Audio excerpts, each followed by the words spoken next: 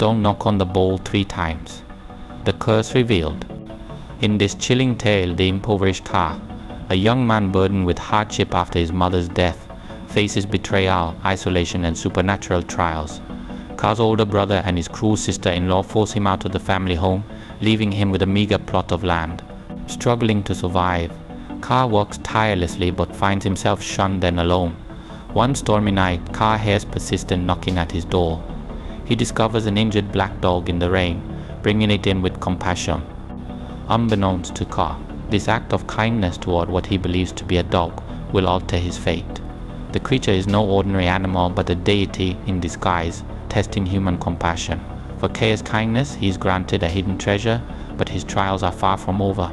As he rises to wealth, envy and whispers of curses follow. The line between the living and the supernatural becomes blurred, drawing Ka into a haunting, chilling ordeal. Part 1. Betrayal and Isolation. The sun had barely set, casting long, skeletal shadows over the village when Ka's fate was sealed. The air felt oppressive, thick with an impending finality that clung to every breath he took. Inside the dimly lit house that had once been a place of comfort, Ka stood facing his older brother. The man's gaze was cold, unflinching, a stranger stare from eyes that once held the warmth of family. Beside him, Ka's sister-in-law sneered, her lips curling into a smile that was anything but kind. She had always disliked him, seeing him as an obstacle, a burden. "You heard me," Ka, his brother said, voice as hard as stone. "Leave. You have no place here anymore." Ka's mouth went dry. He searched his brother's face, desperate for any sign of remorse, for any flicker of the bond they once shared. But there was none, only indifference, and something colder. He opened his mouth to protest, but the words caught in his throat. His sister-in-law stepped closer, her perfume sickly sweet, masking the rot underneath. "Don't make this harder on yourself," Ka, she whispered, each syllable dripping venom. "Be grateful we're even letting you take that scrap of land." Scrap, the word hung heavy, choking the air from the room. That land was all that remained of his family's legacy, a withered plot his mother once tended with loving hands. The memory of her, bending over rows of herbs and wildflowers, made Ka's chest tighten painfully. He couldn't leave. This was his home. Yet the cold reality was unmistakable. It was no longer his. Not since his mother's death. Pushed out, Ka stumbled through the doorway, his bundle of meager possessions clutched tightly to his chest. The door slammed shut behind him with a hollow finality, cutting off any hope of reconciliation. He stood there for a long moment, numb and disoriented. The village, with its familiar winding paths and distant echoes of laughter, suddenly felt alien and cruel. Shadows stretched across the ground like grasping fingers. He took one hesitant step, then another, until he was walking, though he did not know where. The weight of betrayal pressed down on him with every step. The plot of land lay at the outskirts, where the village faded into wilderness. A ragged fence, broken in places, surrounded the barren earth. This was all he had now, this desolate, forgotten corner of the world. Ka dropped his bundle and sank to his knees, the dry soil biting into his skin. He bowed his head, tears spilling silently down his cheeks. The wind picked up, whispering through the broken fence like a ghost mourning the past.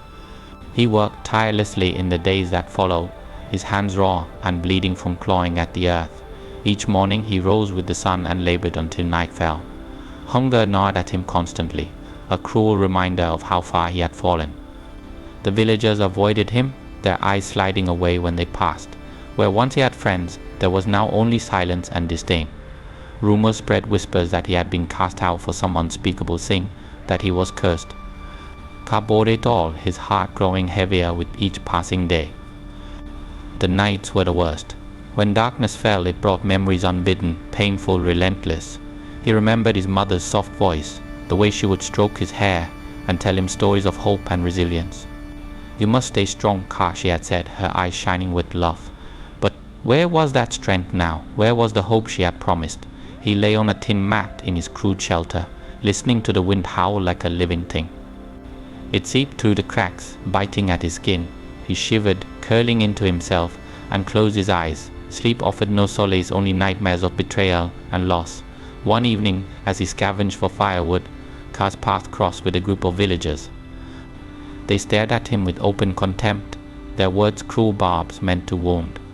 "Look at him," one sneered, voice low and mocking. The outcast begging for scraps laughter followed a harsh, grating sound that made Car's stomach twist. He kept his head down, fists clenched at his sides, and walked on. The humiliation burned, but he refused to give them the satisfaction of seeing his tears. As the weeks stretched into months, the isolation grew heavier. Car's world shrank to the confines of his plot and the endless toil of survival. His hands, once soft and clean, became calloused and stained with dirt.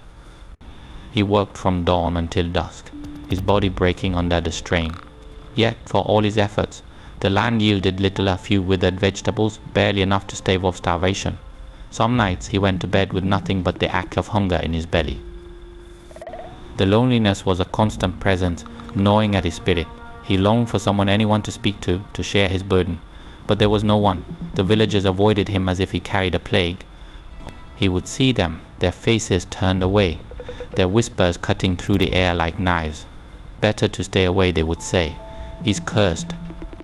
One night, as he sat by a weak, sputtering fire, Car's gaze drifted to the horizon. Stars winked down at him, cold and distant. He wondered if his mother could see him, if she wept for the son who had been cast out like refuse. Anger flared, sudden and hot a fire in his veins. How dare they do this to him? How dare they strip him of everything, leave him to rot? But the anger burned out quickly, leaving only ashes and despair. The wind picked up, whispering through the trees, carrying with it a low, mournful howl. Car shivered, pulling his thin blanket tighter around himself. He closed his eyes and listened to the wind's lament, feeling its chill seep into his bones. Alone, the word echoed in his mind, a relentless drumbeat. Alone, alone. Yet somewhere deep inside, a small spark refused to die. His mother's voice echoed in the darkness, soft but insistent. You must stay strong, Car. But he clenched his fists, teeth grinding together. He would endure. He had to. He would not let them break him, not yet. With trembling hands, Car fed the fire, watching as it flared to life, casting flickering shadows across his weary face. He would keep going. He would fight.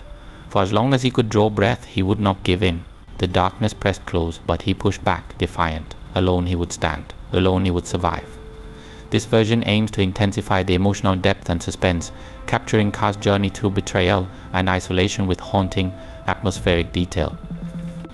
Let me know if you need further enhancements or specific adjustments. Part 2. The Storm's Knock. The storm came suddenly, as if the sky itself had split open in a fit of rage. Wind tore through the trees with a banshee's wail, rattling the walls of Car's shelter until it seemed they might come crashing down.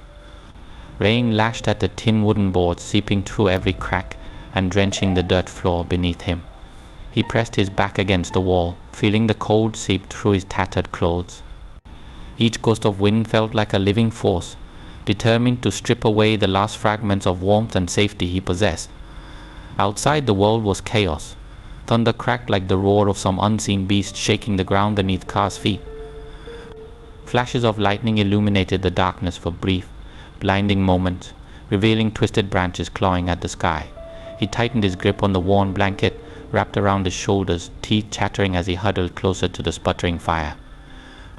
It was barely more than embers now, struggling to survive against the onslaught of wind and rain. Then, through the cacophony of the storm, came a sound that made Car's blood run cold, a knocking at the door. 3 sharp, deliberate knocks, each one louder and more insistent than the last. For a moment he thought he had imagined it. Who would be out in this storm? He held his breath, straining to listen, but all he heard was the wind howling through the gaps in the walls. Perhaps it was just the wind, he told himself, trying to steady his racing heart. But then it came again, 3 knocks, precise and unyielding. The door shuddered under the force, as if whatever lay beyond was determined to be let in. Car's breath caught in his throat. He glanced at the door, fear coiling in his stomach. Every instinct screamed at him to stay where he was, to ignore it, to pretend he had heard nothing. But the knocking continued, each strike reverberating through the room like a heartbeat. Slowly, Car rose to his feet, the blanket slipping from his shoulders. His legs felt weak, his hands clammy with sweat. He reached for a crude wooden staff he kept by the door, a pitiful weapon, but better than facing the unknown with empty hands. The wind roared louder, as if mocking his fear. He forced himself to take a step forward, then another, until he stood before the door. His fingers trembled as he reached for the latch. The moment he lifted it, the door flew open with a force that nearly knocked him off his feet. Rain and wind surged inside, drenching him in seconds. He staggered back, blinking against the onslaught. For a heartbeat, he saw nothing but darkness and rain, the world outside reduced to a blur of chaos. But then, in the midst of the storm, a shape emerged. It was a dog, a massive black dog, its fur slick with rain and matted with blood. The animal stood at the threshold, its chest heaving with labored breaths. One of its hind legs was lifted, blood dripping from a deep gash. For a long moment, Car and the dog stared at each other. Lightning flashed, illuminating the creature's eyes dark, intense, and filled with something Car could not name. Fear? Pain? A plea for help? The sight sent a shiver down his spine. Compassion warred with fear in Car's chest. The dog was hurt, vulnerable. Whatever danger it might pose paled in comparison to the suffering written in every line of its trembling body. "Come in," Car whispered, his voice barely audible over the storm. He stepped aside, motioning with a shaky hand.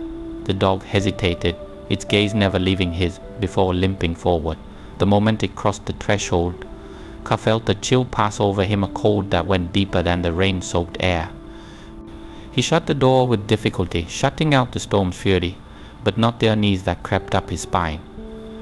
The dog collapsed onto the dirt floor, its body shivering with exhaustion and cold. Car knelt beside it, his heart pounding. Blood pooled beneath the animal, mixing with mud. He grabbed what little he had, a strip of cloth, torn from an old tunic, and pressed it to the wound. The dog flinched but did not move, its eyes never leaving his face. They were eyes that seemed almost human in their depth, and they unsettled him. "It's okay," Car murmured, his voice trembling. "I'm here to help." He worked quickly, his fingers numb from cold and fear. The makeshift bandage soaked through almost immediately, but he tied it as tightly as he could, hoping to slow the bleeding. The dog's breathing was ragged, each exhale a low, rumbling growl of pain. Car's hand shook as he adjusted the cloth, trying not to think about what would happen if the wound didn't stop bleeding. The fire flickered weakly, casting long shadows across the room. Car glanced around, half expecting the darkness to come alive, to reveal something lurking just beyond his sight. The dog shifted, its gaze still fixed on him. There was something unnerving about its stare, something that made him feel as though it saw far more than it should. He shook his head, dismissing the thought. He was tired, cold, and alone. His mind was playing tricks on him. As the storm raged outside, Car sat back on his heels, exhaustion washing over him. The dog lay still, its sighs rising and falling with labored breaths. The rain continued to pound against the walls, a relentless reminder of the chaos beyond their fragile shelter. Car pulled his knees to his chest, wrapping his arms around them. He was no stranger to loneliness, but tonight felt different, darker, heavier. The presence of the injured animal should have comforted him, but instead it filled the room with an oppressive weight. "Who are you?" Car whispered, more to himself than to the dog. The creature's eyes met his, unblinking. It did not move, did not make a sound. For a moment he thought he saw something flicker in its gaze, something ancient and knowing. The fire sputtered, casting the room into momentary darkness. When the light returned, Car found himself holding his breath. He forced himself to look away, focusing instead on tending to the fire. The warmth was fleeting, but it was all he had. He added another piece of wood, watching as the flames licked hungrily at it. Behind him, the dog shifted again, letting out a low, rumbling sigh. Car turned, his heart heavy, with a mix of fear and pity. "Rest," he said softly. "You're safe now." The words felt hollow, even as he spoke them. The wind howled outside, a chorus of voices that seemed to whisper his name. Shadows danced on the walls, twisting and writhing, as if mocking his attempt at comfort. He shivered, pulling the blanket tighter around himself. The dog's eyes never left him, and he felt their weight like a physical presence. As the night dragged on, Car fought against the pull of exhaustion. He wanted to believe that the worst was over, that the storm would pass and the morning would bring light and clarity. But deep down he knew better. The dog's presence was a warning, a harbinger of something far greater, something that lurked just beyond the edge of his understanding. He closed his eyes, the weight of fear pressing down on him. The storm continued to rage, and in the darkness the dog's eyes glowed faintly watchful, waiting, This version emphasizes suspense, emotion, and the eerie atmosphere of Car's encounter, drawing readers in with a sense of dread and curiosity. Let me know if you'd like any further tweaks or additional details. Part 3. Act of Kindness.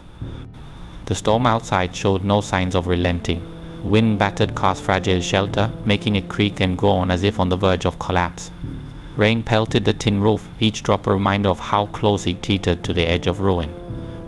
Yet, despite the fury raging beyond the walls, all of Car's focus was now on the creature lying before him, a massive black dog, wounded and trembling, its fur matted with blood and rain. Car's breath came in shallow gasps as he knelt beside the animal.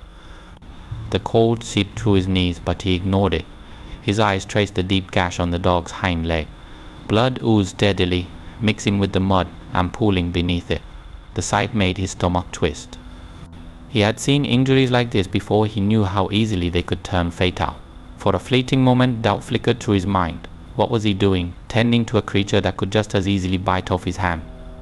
What if it was rabid, wild, dangerous? But then he met its gaze, dark, intelligent eyes that held him captive. There was no wildness in those eyes, no mindless rage or fear. Instead, he saw pain, raw and unhidden, and something else, a silent plea for help. Car's chest tightened.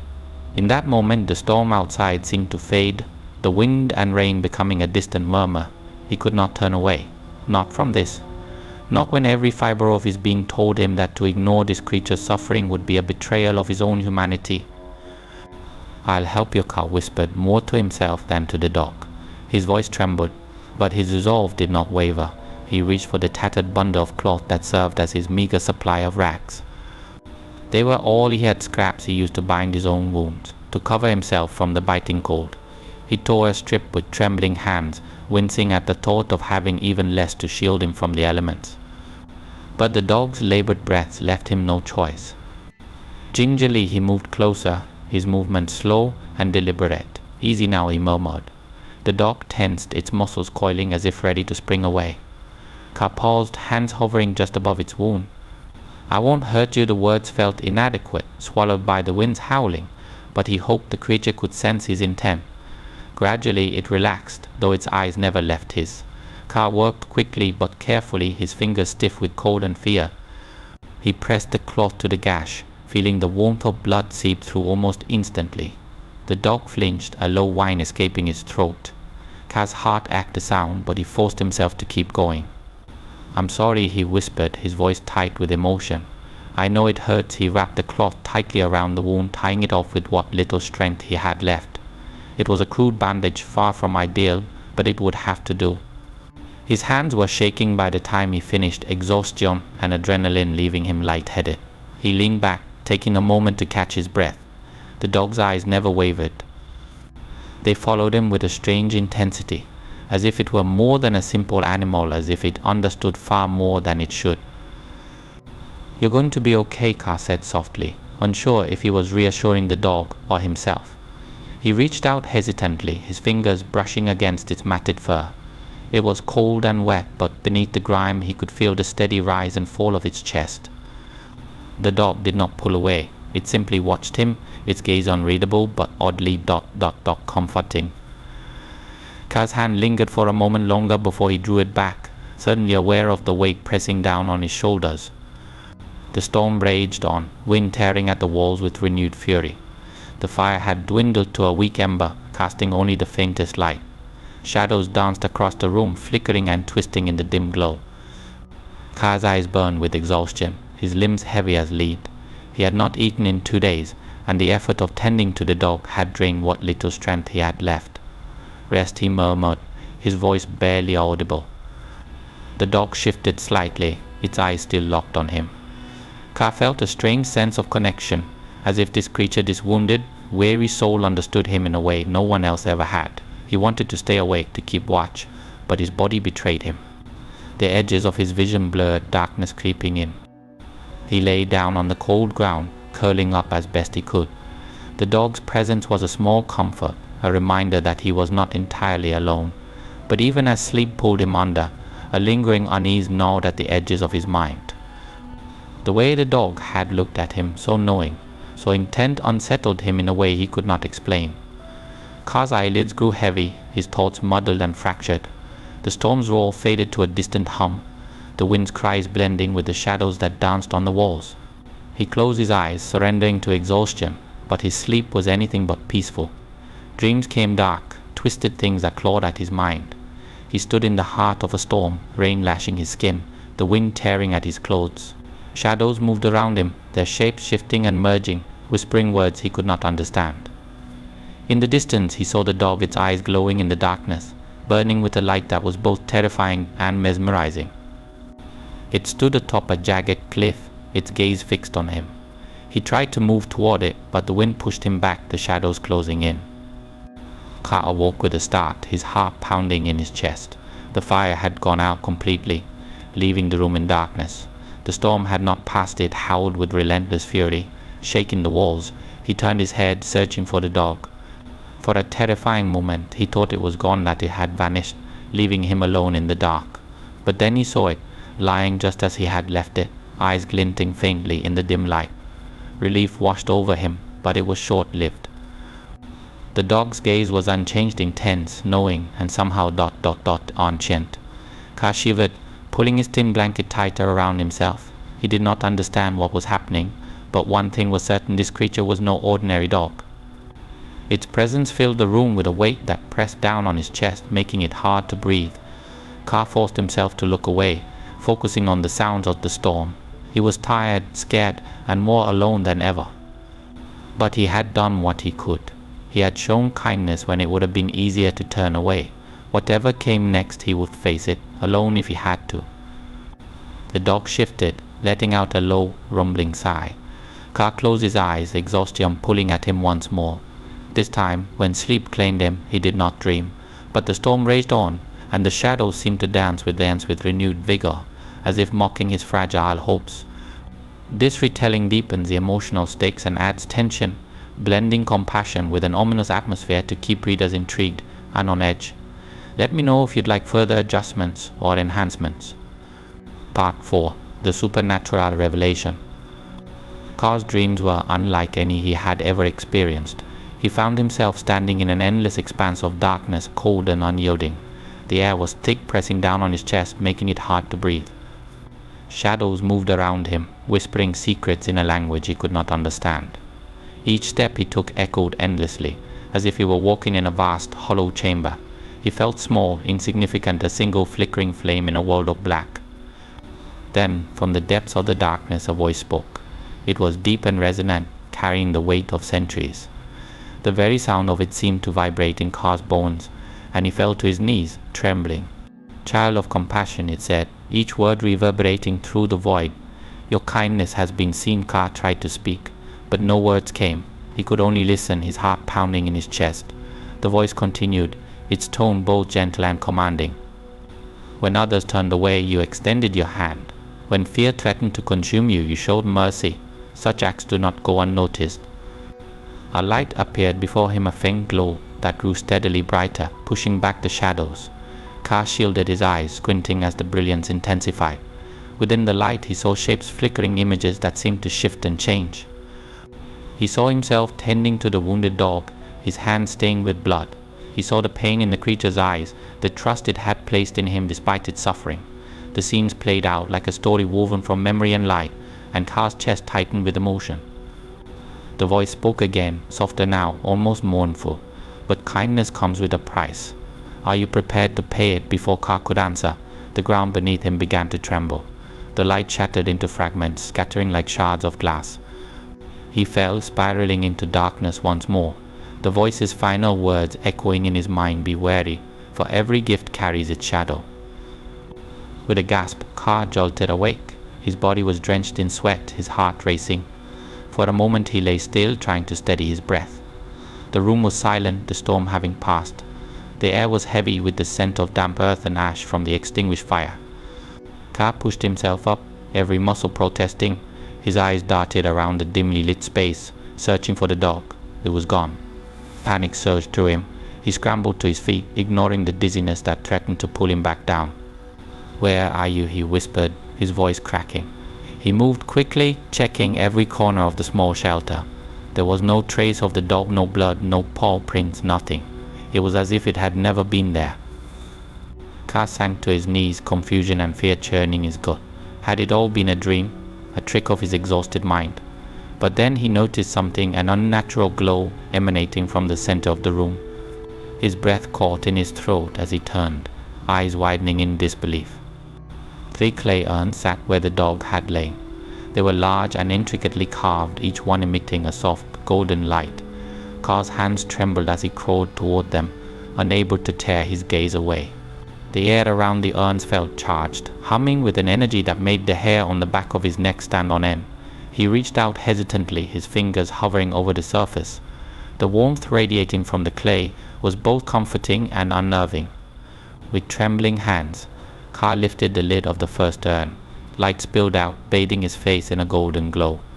Inside, nestled among the carved patterns, were gold coins more than he had ever seen in his life. They glimmered like captured sunlight, each one pristine and untouched by time. Carr's breath hitched, tears welling in his eyes. He reached in, feeling the weight of one coin between his fingers. It was real. Solid. A miracle. He opened the second and third urns, each one filled with the same glistening treasure. The realization hit him with the force of a wave. He was no longer destitute, no longer at the mercy of hunger and cold. This wealth could change everything. He could rebuild his life, help others as he had always wanted to. The weight of his newfound fortune settled on his shoulders, heavy with both hope and fear. But even as the gold sparkled before him, Carr remembered the voice in his dream. "Be wary, for every gift carries its shadow," the words echoed in his mind, a chilling reminder that this was no ordinary gift. The dog had not been an ordinary creature. Whatever had happened, whatever power had intervened, had left him with a gift that came with consequences he could not yet fathom. He closed the lids of the urns, his hands still trembling. "I will use this for good," he vowed softly, his voice steady despite the fear that gnawed at him. "I will honor the kindness that was shown to me." The room seemed to grow colder, the light of the urns dimming slightly, as if acknowledging his words. Carr sat back, exhaustion pressing down on him once more. He had been given a chance to change not only his own fate, but the lives of others. Yet the shadows lingered, whispering of unseen dangers, of debts yet to be paid. He did not know what the future held, but one thing was certain: his life would never be the same. As the first rays of dawn pierced the sky, Carr vowed to move forward with caution. The weight of the gold was heavy, but the weight of the unseen was heavier still. He would be ready whatever the cost. This retelling emphasizes suspense, wonder, and the ominous nature of Carr's supernatural encounter, while capturing the emotional and moral weight of his experience. Let me know if you'd like further refinements or additional elements. Part 5. Rise to Wealth. The sun rose slowly over the village, casting a warm, golden light on the worn paths and crumbling homes that dotted the landscape. For the first time in what felt like an eternity, Carr stood with purpose. The weight of the clay urns, heavy with gold, had changed everything. As the morning air touched his skin, he felt a mix of relief and uncertainty. This wealth, so sudden, so mysterious, was a gift, and Carr was determined to wield it for good. His first steps were tentative. The coins, hidden beneath layers of cloth in a simple satchel, felt like a living thing, warm against his side. Carr moved through the village streets, eyes forward, ignoring the curious and wary glances of the villagers. He knew their thoughts, their whispers. This was the man cast out, the one left to rot on the edge of town. Yet here he was, walking with a quiet determination that none could deny. At the village square, Carr stood atop a small wooden crate, his voice carrying above the chatter of market stalls and the shuffle of weary feet. To those in need, he called, "Come forward." There was hesitation, but the allure of hope was stronger. People gathered, hungry children with sunken cheeks, mothers clutching tin shawls, elders who walked with stooped backs and eyes clouded with despair. Carr reached into his satchel, his hands steady despite the weight of their expectant gazes.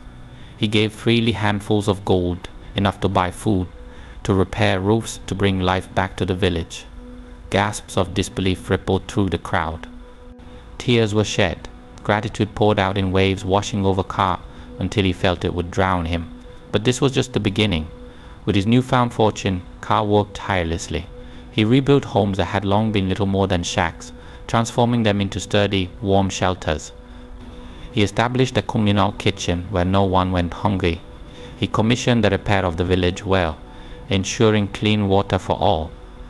Day after day he labored alongside the villagers, his hands calloused and dirty, his heart full. They came to know him not just as the man who gave, but as the man who worked beside them, who understood their pain, because he had lived it. Word spread quickly. Travelers passing through the village marveled at his transformation. Where there had once been despair, there was now laughter and hope. The sick were cared for, the hungry fed, the destitute clothed. Ka's name became synonymous with kindness and prosperity. Children ran to him in the streets, their faces bright with smiles. Elders blessed him with trembling hands. He felt their gratitude in every glance, every word. It filled the void left by years of loneliness and pain. But not everyone celebrated his rise.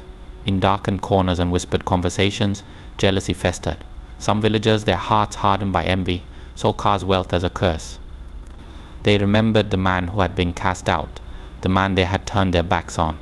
How had he suddenly come into such fortune? It was unnatural, they said. No one rises so quickly without paying a price. They spoke of dark pacts and whispered of spirits. Rumors took root, spreading like poison. One evening, as Ka worked late into the night, repairing a fence that had fallen in the wind, he heard footsteps behind him. He turned, wiping sweat from his brow. 3 men stood there, their faces hidden in shadow. Their eyes glinted with something cold, something dangerous. Ka's heart quickened, but he stood his ground. "You've done well for yourself," one of them said, his voice low and mocking. "Too well," Ka's jaw tightened. "I've done what I could to help," another sneered. "Is that what you call it? We know you're kind, Ka. Wealth like yours doesn't come without a price. How many souls did you sell for that gold?" Ka's stomach twisted. He took a step back, his mind racing. "I earned nothing through dark means," he said firmly, though his voice trembled. "I was given a chance, a gift, and I've used it to make things better." The men stepped closer, their shadows stretching long in the dim light. Lies the first man hissed, "We see through you. This wealth will bring ruin to us all." With that they turned and melted back into the darkness, leaving Ka alone with the cold night air and the pounding of his heart. He stood there for a long time, the weight of their accusations pressing down on him. He wanted to shake it off, to dismiss their words as baseless fear. But in the quiet moments of the night, when the village slept and the wind whispered through the trees, doubt crept in. The next day, Ka worked as if nothing had happened. He greeted the villagers, repaired what needed repairing, and gave what he could. But the murmurs continued, growing louder with each passing day. People who once met his gaze with warmth now turned away, their expressions wary. He heard them speaking in hushed tones, saw them cross themselves as he passed. The kindness he had shown was overshadowed by suspicion. One afternoon, as Ka sat by the communal kitchen, a woman approached him. She was thin, her eyes hollow with worry. In her arms she cradled a young child, pale and feverish. "Please," she whispered, her voice trembling. "My son ... Heiji is ill." Ka reached for her, his heart aching. "I'll help," but before he could move, another voice rang out, a man's voice, harsh and filled with contempt. "Stay away," the man stepped forward, his face twisted with rage. "You will not touch her child. Your wealth is cursed. You will bring death upon us all." Silence fell. Ka felt as if the world had stopped. He looked at the man, then at the woman, who now clutched her child tightly, fear in her eyes. "That's not true," Ka said, his voice breaking. "I've done nothing but try to help," but no one stepped forward to defend him. The crowd that had gathered shifted uneasily, their eyes avoiding his. Ka felt the weight of their suspicion, their fear. He wanted to scream, to make them understand. But the seed of doubt had already been planted. That night, Ka sat alone in his shelter, the glow of the clay urns casting eerie shadows on the walls. He stared at the gold, its brilliance now tainted by the whispers of the villagers. Was it truly a gift, or was it a curse? The voice from his dream echoed in his mind. Every gift carries its shadow. He had thought he could outrun it, outwork it, outgive it. But the shadows had found him. Tears slipped down his cheeks, mingling with the dirt on his face. He had tried to do good. He had given everything he had. But now he was more alone than ever. The wealth that had lifted him up now threatened to drag him down. He closed his eyes, listening to the wind outside, and vowed to keep fighting to prove that kindness could triumph, even in the face of fear and suspicion. But deep down, he knew the path ahead would be long and treacherous. The shadows were watching, and they were not done with him yet. This retelling heightens the emotional stakes, introduces tension and suspense, and explores the duality of Ka's rise to wealth, with compassion and ominous undertones. Let me know if you'd like any more adjustments. Part 6. Families' Plea and Distrust. The sun dipped low in the sky, casting long shadows over the village as dusk settled in. Ka moved through the streets with a wariness that clung to his every step. The whispers, the suspicious glances, the sideways looks, they all pressed down on him like a suffocating weight. Despite all he had given, despite the lives he had changed, the seed of doubt and envy had taken root in the hearts of many. As he reached his shelter, he paused, breathing in the crisp evening air. The faint glow of the tree clay urn still lingered in his mind, a reminder of the impossible gift that had turned his world upside down. He pushed the thoughts away and stepped inside, closing the door behind him. The room was dimly lit, the small flame of a lantern casting flickering shadows on the walls.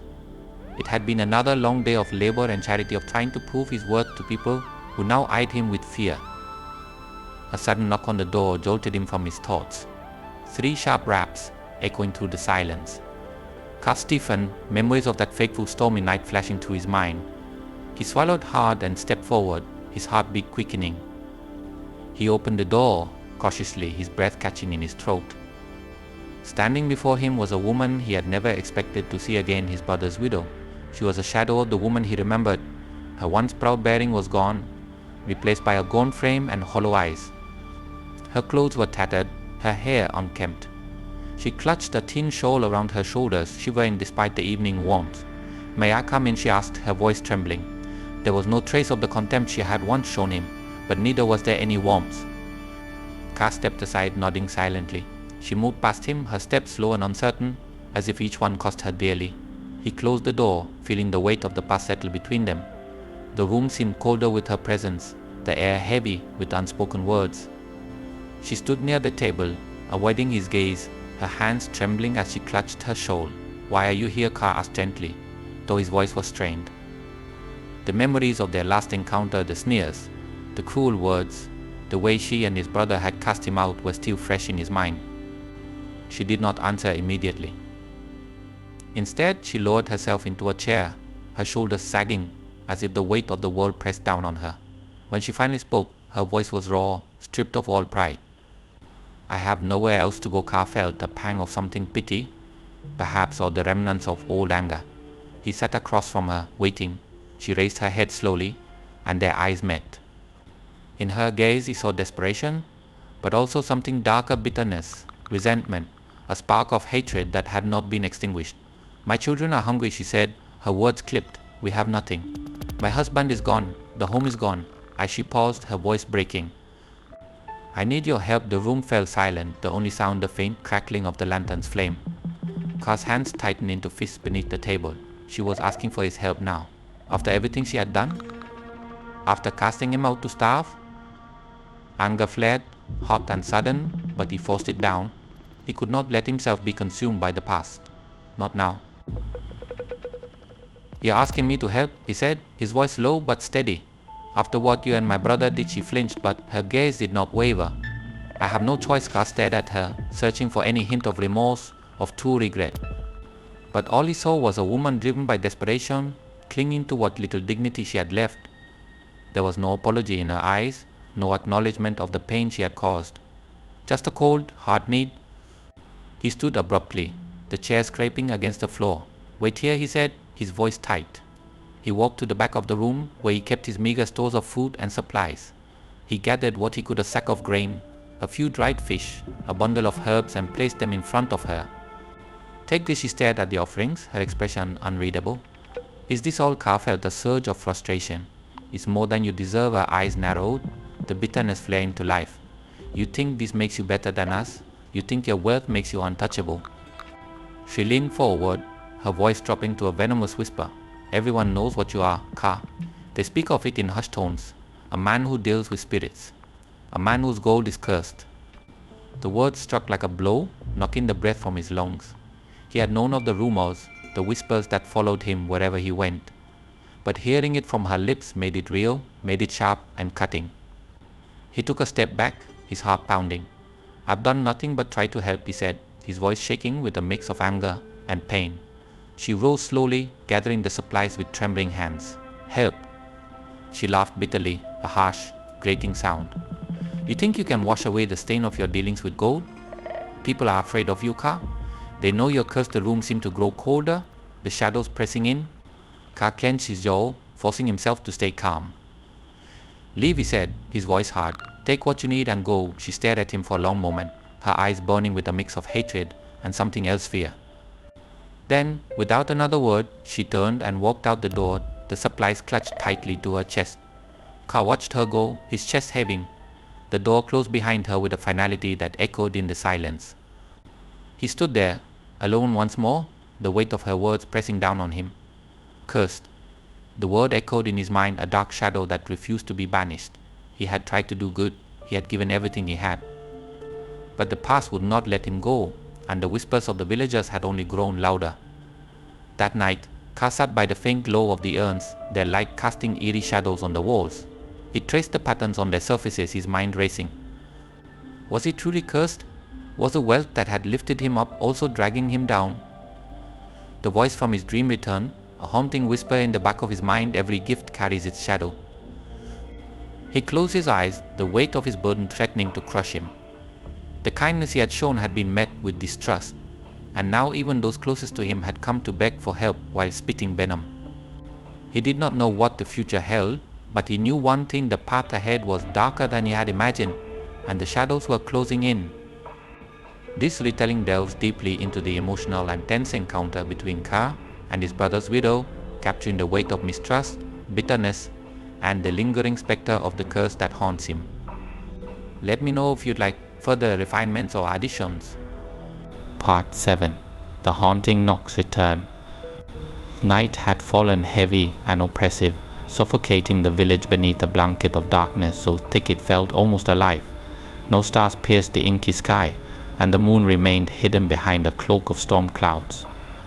Ka sat in his small shelter, the soft glow of a single flickering candle casting shadows that seemed to crawl along the walls. The air was still heavy with a sense of impending dread that made his skin prickle. He could not shake the unease that had followed him all day, the whispers of villagers that seemed to linger in every corner. Cursed, they said, marked by the darkness. He tried to dismiss their words, to bury himself in the small tasks of the evening, but the shadows crept closer with each passing moment. He leaned forward, elbows resting on the worn table, his head in his hands. Exhaustion pulled at him. But sleep was a luxury he could not afford. Not with the weight of fear pressing down on him, not with the memories of that cold voice still haunting his dreams. Outside, the wind began to stir a low, mournful wail that seemed to grow louder with each breath. Ka raised his head, his heart pounding in his chest. He had lived through many storms, but this wind felt different, angrier, almost sentient, as if it carried with it a purpose. The candle's flame flickered wildly, and Ka reached out instinctively, cupping his hand around it. "It's just the wind," he whispered to himself, trying to ignore the cold sweat that trickled down the back of his neck. But then, cutting through the wind's wail, came a sound that turned his blood to ice. 3 knocks, sharp, deliberate, echoing through the stillness. Ka's breath caught in his throat. He knew that sound. It was the same knocking that had marked the beginning of his journey the night the wounded dog appeared at his door, changing everything. But this time there was no storm, no rain pounding on the roof. Only the wind, cold and malevolent, and the relentless knocking that seemed to vibrate through the walls. He stood slowly, every muscle in his body tense. The room felt colder, as if the wind had seeped through the cracks and wrapped itself around him. He took a step toward the door, then another, his bare feet silent on the dirt floor. "Who's there?" he called, his voice trembling. There was no answer, only the wind, howling louder, and the faint echo of the knock still reverberating in his ears. Ka reached the door, his hand hovering over the latch. Every instinct screamed at him to leave it closed, to turn away and hide. But he knew that whatever was out there would not be denied. With a deep shuddering breath he lifted the latch and pulled the door open. The wind surged inside, icy and wild, extinguishing the candle's flame and plunging the room into darkness. Car staggered back, his eyes straining to see. For a moment there was nothing but the black void and the sound of his own ragged breathing. But then, slowly, shapes began to emerge, twisting shadows that danced in the wind, flickering like flames. And at the center of it all, a darkness deeper than any night, pulsing with a malevolent energy that made the air hum. Child of compassion, a voice hissed, cold and serpentine, wrapping around him like a snake. Car's knees buckled, and he gripped the doorframe for support. The voice was unlike anything he had ever heard, low and echoing, as if it came from the depths of the earth itself. "Did you think you could escape your fate?" "I don't understand," Carr whispered, his voice barely audible. "What do you want?" The shadows seemed to shift, pressing closer. "You took what was not yours," the voice continued, each word a dagger of ice. "You accepted the gift but failed to see the cost. Now, the debt must be paid." Carr shook his head, panic rising in his chest. "I've done nothing but try to do good," he said, his voice trembling. "I've helped the people of this village. I've given everything I have." The darkness laughed, a harsh, grating sound that sent chills racing down his spine. "Good intentions do not erase betrayal," it sneered. "You bound yourself to a promise you did not understand. You opened the door to the shadows, and now they are part of you." The wind howled, and Carr felt it clawing at his skin, cold and merciless. "I didn't ask for this," he said, his voice breaking. "I never wanted any of this." The shadows shifted again, forming shapes that twisted and writhed in the darkness. Faces appeared, twisted, mocking faces that leered at him, their eyes burning with an unnatural light. "Ignorance does not absolve you," the voice said, softer now, almost gentle. "You have taken, and now you must give." Carr's hands trembled. "What do you mean?" The darkness pulsed, and for a moment Carr thought he saw something within it, something ancient and terrible, with eyes that glowed like embers. "The price of your compassion," it whispered, "is betrayal. The cost of your gift is suffering. Those you love will know this pain, and you will watch as it spreads, like rot through their hearts." No, Carr cried, his voice raw. He stepped back, shaking his head. "I won't let that happen." The shadows closed in, suffocating him. "You have no choice," the voice said, and its tone was final. "The debt is yours to bear, and it will follow you until it is paid." The wind surged one last time, and the door slammed shut with a force that shook the walls. Carr fell to his knees, gasping for breath. The room was silent again, but the chill remained. He pressed his hands to his chest, feeling his heart race. The words of the voice echoed in his mind, each one a weight that threatened to crush him. Debt, betrayal, broken promises. He had thought the gift was a blessing, a chance to do good. But now it felt like a curse, one that would consume everything he held dear. Tears slipped down his cheeks, and he did not bother to wipe them away. The shadows had come for him, and they would not rest until their price was paid. He had tried to fight against the darkness, to use his gift for good, but it was not enough. The weight of his choices pressed down on him, heavy and unrelenting. He rose slowly, his body trembling. The wind outside had calmed, but the darkness lingered, a reminder of what had come. Carr moved to the table, relighting the candle with shaking hands. The flame flickered weakly, casting long shadows that danced on the walls. He stared into the light, feeling the cold seep into his bones. The path ahead was dark, and the shadows were waiting. But he would not give up. Not yet. He would find a way to pay the debt, to break the curse, even if it cost him everything. The candle's flame wavered, and Carr closed his eyes. The wind whispered outside, carrying with it the echoes of the voice that had haunted him. He was marked, and the shadows would not rest. But he would fight. He had to. This retelling deepens a sense of dread and heightens the emotional stakes, capturing the weight of Carr's encounter with the malevolent force and his struggle to understand and resist his fate. Let me know if you'd like further adjustments. Part 8. Confronting the darkness. The night air hung heavy, suffocating in its stillness. The faint light of dawn was hours away, and shadows seemed to thicken and press in from every corner of Carr's shelter. He sat motionless, the echoes of the malevolent voice still reverberating in his mind. His heart thudded dully in his chest, each beat a reminder of the weight he carried: debt, betrayal, broken promises. The words coiled around him like a living thing, a shackle he could not escape. Carr rose slowly, his body trembling with exhaustion and fear. The glow of the clay urns cast an unnatural light across the room, their radiance now feeling more sinister than comforting. He had accepted the gift without understanding its cost, believing he could use it to bring light to the world. But the darkness had been lurking all along, watching, waiting for him to falter. The wind outside howled once more, and Ka shivered. He could feel it now, the presence that had spoken to him, that had marked him. It was not gone. It lingered, coiled in the shadows, feeding on his fear and regret. He closed his eyes, taking a deep breath. There was no more running, no more hiding. He would face it, whatever it was. He would demand answers, and if necessary, pay whatever price was required to end this curse. With determination that felt as fragile as glass, Ka stepped outside. The night swallowed him whole, the wind biting at his skin. The village was silent, as if the world itself held its breath. He moved through the streets, past homes he had helped rebuild, past the communal kitchen where he had fed the hungry. The memory stung now, each act of kindness tarnished by the whispers of doubt and fear that had grown around him. At the edge of the village, Ka paused. Shadows stretched long and deep, forming a wall of darkness that seemed to pulse with a life of its own. He felt the cold breath of the entity, sensed its eyes if it had eyes watching him from the void. "I am here," he said, his voice steady despite the terror clawing at his chest. "Show yourself." The darkness rippled and the wind stilled. For a moment there was nothing, only silence and the weight of the night pressing down on him.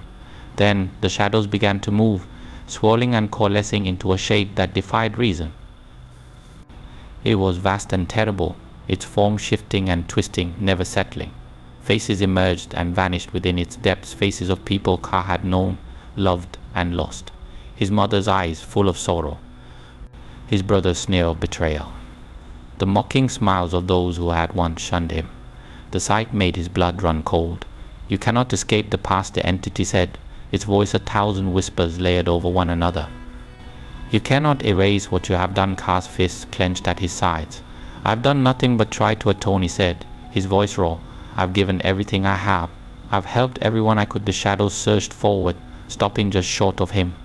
The air crackled with energy, and Ka felt as if he was standing on the edge of a precipice. "You gave gold.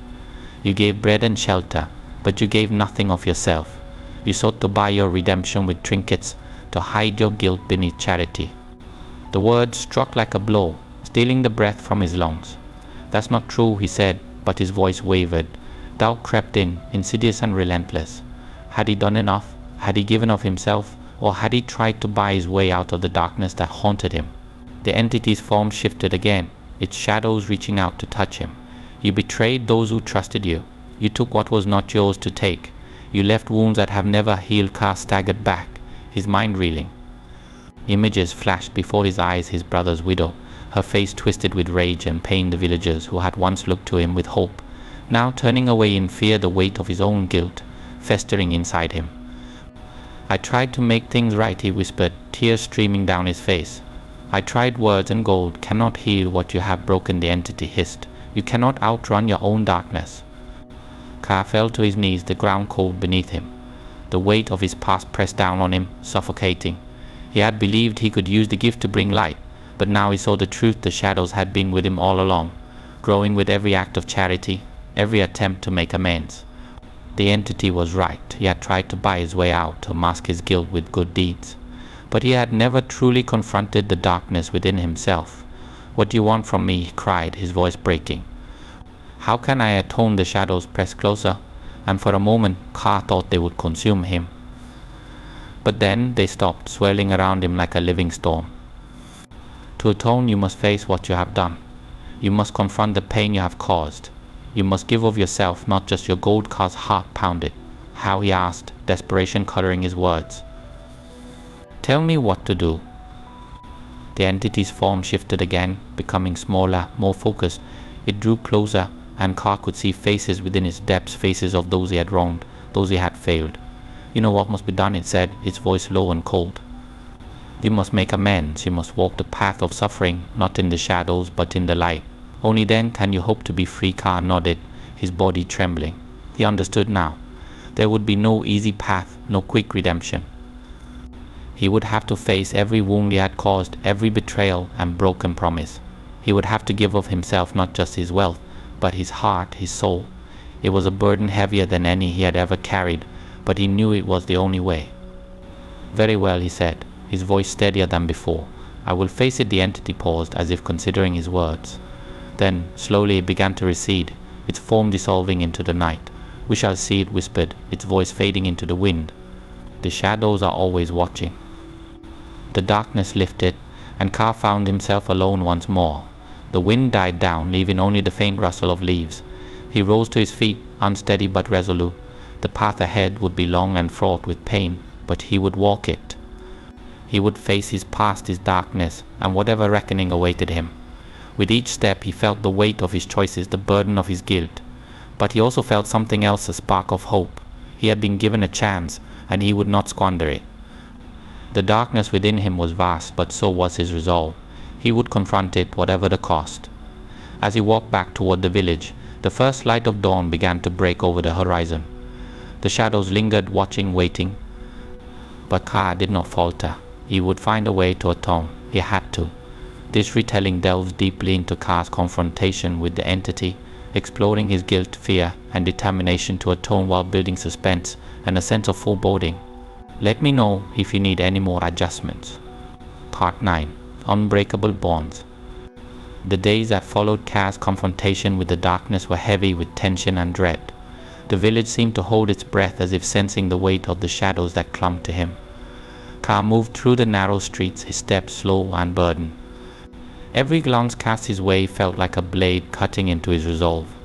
He had vowed to make amends, to confront the pain he had caused, but the path was far more treacherous than he could have imagined. The wind whispered at the edge of his hearing, carrying echoes of the entity's chilling words. The debt must be paid. It was a reminder that his journey had only just begun. No amount of gold or charity could erase the scars etched into the fabric of his life, scars that ran deep, born from betrayal, pain, and blood. One evening, as the sun dipped below the horizon and shadows stretched long and dark, Carr returned to his shelter. He closed the door behind him, his body weary from a day spent rebuilding homes and mending broken fences. His hands were calloused, his muscles aching, but none of it compared to the weight that pressed on his soul. He moved to the small table, the flickering candlelight casting wavering shadows on the walls. He sat in silence, staring at the 3 clay urns that had once been symbols of hope. Now they felt like shackles, a constant reminder of the curse that clung to him. He reached out, his fingers brushing against the cool surface of the urns. "Have I done enough?" he whispered, his voice trembling. "Will it ever be enough?" The air grew colder, and Carr felt a familiar chill creep down his spine. The shadows around him deepened, and the flickering flame of the candle sputtered. He knew what was coming, but he could not look away. The darkness pressed in, and with it came the low, serpentine voice he had come to dread. "Your bonds are not so easily broken," it whispered, the words wrapping around him like chains. "You think acts of kindness can sever what was forged in blood?" And betrayal. Carr's chest tightened, fear clawing at him. "I'm trying," he said, his voice raw. "I'm trying to atone for what I've done." The shadows shifted, taking on forms that danced just beyond the edge of his vision, twisted figures, ghostly faces that seemed to mock him. Among them, he saw his brother's widow, her eyes burning with resentment. He saw the villagers who had once trusted him, their expressions twisted with fear and suspicion. And then he saw himself, a reflection warped and broken, bound by chains that glowed with a sickly light. "You cannot run from what you are," the voice hissed. "The bonds you forge cannot be severed by mere acts of penance. They are a part of you." Tears burned in Carr's eyes. "I never meant to cause this pain," he whispered. I thought I was doing the right thing," the darkness pulsed, as if amused by his words. "Intentions mean nothing in the face of blood spilled and trust shattered. The scars you carry will never truly heal." The wind howled outside, and Carr felt the weight of the truth settle over him. He had tried to use his wealth to right the wrongs of his past, to mend what had been broken. But some wounds ran too deep. Some bonds born of betrayal and pain were unbreakable. He had to accept that his actions had consequences that could not be undone, no matter how desperately he wished otherwise. The shadows pressed closer, suffocating in their intensity. Carr closed his eyes, his breath coming in ragged gasps. "Then what am I supposed to do?" he demanded, his voice cracking. "If I can't break these bonds, how can I ever hope to atone?" Atone. The darkness was silent for a long moment, and Carr felt as if the world itself had stopped. When the voice spoke again, it was softer, almost pitying. "You cannot erase the past, Carr, but you can bear the weight of it. You can walk with the scars not to hide them, but to remember." But Carr opened his eyes, tears streaming down his face. The shadows began to recede, their forms dissolving into the darkness. The air grew warmer, the candle's flame steadying once more. He was left alone, the weight of the entity's words pressing down on him like a stone. The bonds he had forged would never truly be broken, but he could carry them, he could face the darkness within himself and among those he had wronged. The days that followed were a blur of toil and quiet moments of reflection. Carr worked tirelessly not just to rebuild the village, but to mend the fragile trust that had been shattered. He spoke to those he had hurt, listening to their anger and pain, accepting their judgment without defense. He walked among the villagers not as a savior, but as a man burdened by his past, seeking to make things right one step at a time. There were moments of hope, small gestures of kindness returned, a softening of weary eyes. But there were also moments of despair, when the weight of his guilt threatened to crush him. The whispers never truly stopped, and the shadows never fully left. He knew they never would. The line between the living and the supernatural had blurred, and he would carry that burden for the rest of his days. One evening, as Carr stood atop a hill overlooking the village, the wind whispered through the trees. He felt the chill, but this time he did not turn away. He closed his eyes, letting the wind wash over him. He could feel the presence of the shadows, but he was no longer afraid. They were a part of him now, a reminder of the bonds he had forged and the scars he would carry. "I will not run," he said softly, his voice carried by the wind. "I will bear this weight. I will walk with the darkness, but I will not let it consume me." The wind quieted, and for a moment there was peace. Carr opened his eyes, the first light of dawn breaking over the horizon. The path ahead was uncertain, and the scars of his past would never fully heal. But he would keep walking, he would keep atoning.